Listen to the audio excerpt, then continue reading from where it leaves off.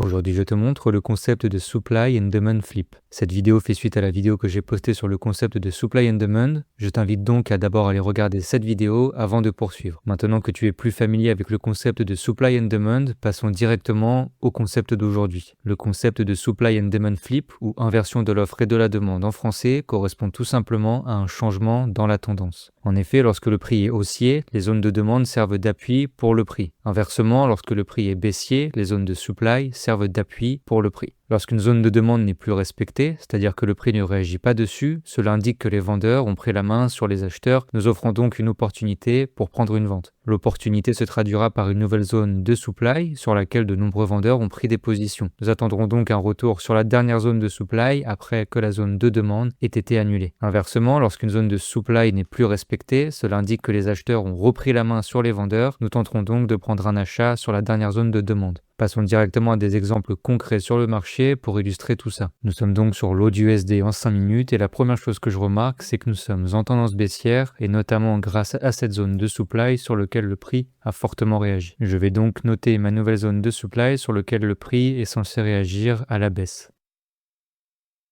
Et comme on peut le voir, le prix est venu au-dessus de cette zone de supply, invalidant donc la tendance baissière et nous laissant une opportunité pour prendre un achat. Et comme je l'ai dit, l'opportunité d'achat sera placée sur la zone de demande qui a invalidé la zone de supply.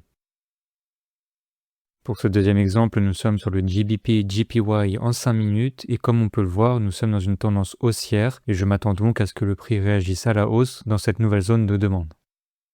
Et comme on peut le voir, le prix n'a pas réagi dans cette zone de demande en l'invalidant et m'offrant donc désormais une opportunité pour prendre une vente. Je chercherai donc à prendre une position vendeuse dans cette nouvelle zone de supply créée par le prix.